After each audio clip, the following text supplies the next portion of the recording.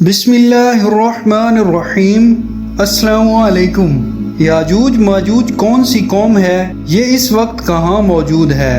اللہ تعالیٰ نے اس قوم کو کیوں قید کیا اور اللہ تعالیٰ اس قوم کو کب آزاد کریں گے؟ آزادی کے بعد یہ قوم دنیا پر کون سا فساد برپا کرے گی اور یہ قوم کس نبی کی اولاد میں سے ہے؟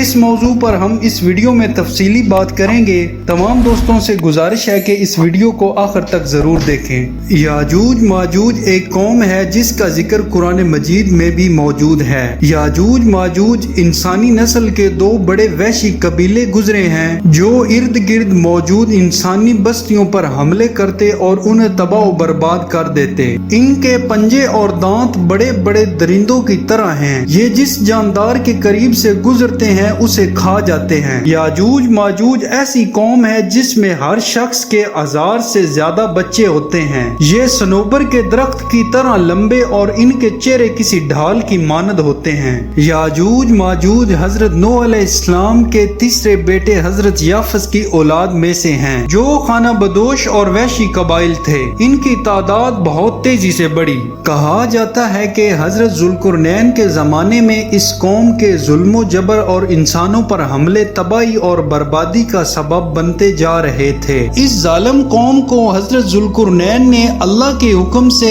ایک بہت بڑی دیوار تعمیر کر کے ان کو انسانی دنیا کی دوسری جانب قید کر دیا تھا۔ اس قوم کا آج انسانوں کو 100% یقینی پتہ معلوم نہیں وہ آج کہاں ہیں اور وہ دیوار کہاں ہے، مگر روز کوئی نہ کوئی ان کے بارے میں پیشن گوئی سننے کو ضرور ملتی ہے۔ اللہ تعالیٰ کی مقدس کتاب قرآن مجید کی سورہ کاف میں بھی ان کا ذکر ہے، جس کا مفہوم یہ ہے کہ یہاں تک کہ جب وہ پہاڑوں کے درمیان پہنچے۔ پیارے دوستو، یہاں حضرت ذوالقرنین کا ذکر ہے جنہیں اللہ تعالیٰ نے خوب مال و دولت سے نوازا تھا۔ وہ اپنی فتح کا علم لہراتے ہوئے ایسے پہاڑی سلسلے میں پہنچے جس کی دوسری جانب یاجوج ماجوج کی ظالم قوم موجود تھی۔ سورۃ کاف کی آیات کا مفہوم بھی یہی ہے، یہاں تک کہ جب وہ پہاڑوں کے درمیان پہنچے تو انہیں ان پہاڑوں سے پہلے کچھ لوگ ملے جن کے بارے میں ایسا لگتا تھا کہ وہ کوئی بات نہیں سمجھتے، لیکن جب ترجمان کے ذریعے ان سے بات کی گئی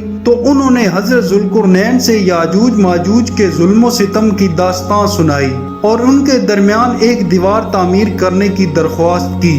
اس طرح حضرت ذوالقرنین نے اس قوم کو یاجوج ماجوج کے ظلم و ستم اور جان لیوا حملوں سے بچانے کے لیے اللہ تعالیٰ کے حکم سے دیوار بنائی جو لوہے اور پگھلے ہوئے تانبے سے بنائی گئی۔ یہ دیوار اس قدر مضبوط اور اونچی تھی کہ اس وقت یاجوج ماجوج قید ہو گئے۔ دیوار کی تعمیر مکمل ہونے کے بعد حضرت ذوالقرنین نے اللہ کا شکر ادا کیا جس نے اپنی مخلوق کی مدد کرنے کی توفیق بخشی، مگر ساتھ حضرت ذوالقرنین نے یہ بھی اس قوم کو بتا دیا کہ اگرچہ یہ دیوار بہت مضبوط ہے مگر یہ ہمیشہ کے لیے نہیں ہے۔ جو بھی چیز اس دنیا میں ہے اس کو ختم ہونا ہے۔ اس دنیا میں صرف اللہ کی پاک بابرکت ذات ہمیشہ رہے گی، جو ہمیشہ ہے ہمیشہ رہے گی، اور جب اللہ کا حکم ہوگا وہ اس مضبوط دیوار کو مٹی میں ملا دے گا، اور بے شک اللہ ہر چیز پر قادر ہے۔ پیارے دوستو، یاجوج ماجوج کی دیوار آج کہاں واقع ہے اس میں اختلاف پایا جاتا ہے، کیونکہ آج تک دنیا میں ایسی 5 بڑی دیواریں سامنے آئی ہیں جو کہ مختلف بادشاہوں نے مختلف جگہوں پر جنگجو قوموں کے حملوں سے بچاؤ کے لیے بنائی تھیں۔ ان میں سے سب سے زیادہ مشہور دیوار چین ہے، مگر یہ دیوار لوہے اور تانبے کی نہیں بنی ہوئی۔ قیامت سے پہلے یاجوج ماجوج اللہ کے حکم سے اس دیوار کو توڑ کر باہر نکلنے میں کامیاب ہو جائیں گے اور زمین پر فساد برپا کریں گے۔ یاجوج ماجوج ظہور مہدی اور خروج دجال کے بعد نکلیں گے۔ تب تک حضرت عیسیٰ نازل ہو کر دجال کو قتل کر چکے ہوں گے۔ یہ وہی وقت ہوگا جب قیامت قریب ہوگی۔ ایک حدیث میں آتا ہے کہ یاجوج ماجوج اس دیوار کو ہر روز کھودتے ہیں اور پھر کل کے لیے چھوڑ دیتے ہیں، لیکن جب اللہ کی رضا اس دیوار کو ریزہ ریزہ کرنے کی ہوگی تو پھر وہ قوم کہے گی کہ ہم کل انشاءاللہ اس دیوار کو کھود دیں گے، اور اس لفظ یعنی انشاءاللہ کہنے سے وہ دوسرے دن اس سے आजाद हो जाएंगे और जमीन पर फितना और फसाद फैलाएंगे और इंसानों को खाने लगेंगे।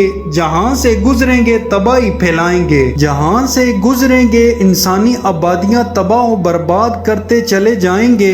इस तरह वो रास्ता में आने वाली हर चीज को बर्बाद कर देंगे और इसराइल के शहर तबरिया में बहरा तबरिया के पास तबरिया झील पर पहुंचेंगे और याजूज माजूज का पहला ग्रोह इसका सारा पानी कुछ इस अंदाज से पी जाएगा कि इससे पीछे आने वाला ग्रोह कहेगा कि ये झील तो अल्लाह जाने सालों से खुश्क है। इस बात से आप उनकी ताकत का अंदाजा लगा सकते हैं। ये इसराइल में सबसे बड़ी मीठे पानी की झील है जो कि 21 किलोमीटर लंबी, 13 किलोमीटर चौड़ी और 43 मीटर गहरी है। प्यारे दोस्तों, ये वो झील है जिसे आज इसराइल अपने लिए पाक और मुकद्दस समझता है। इसी तरह तबाही बर्बादी करते हुए याजूज माजूज बैतुल मुकद्दस पहुंचेंगे।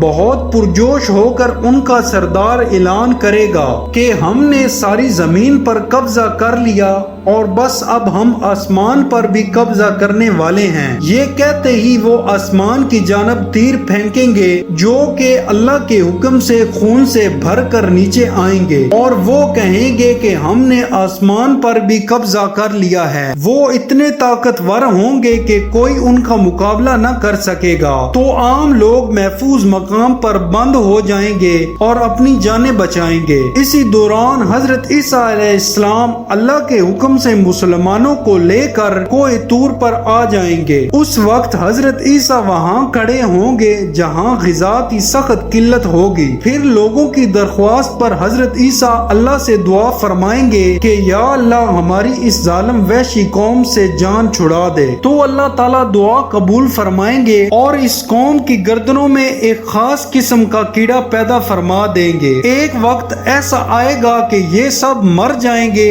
और इनकी लाशों से जमीन भर जाएगी। इनकी लाशें इतनी ज्यादा होंगी कि जमीन पर एक बालिश जगह भी खाली न होगी।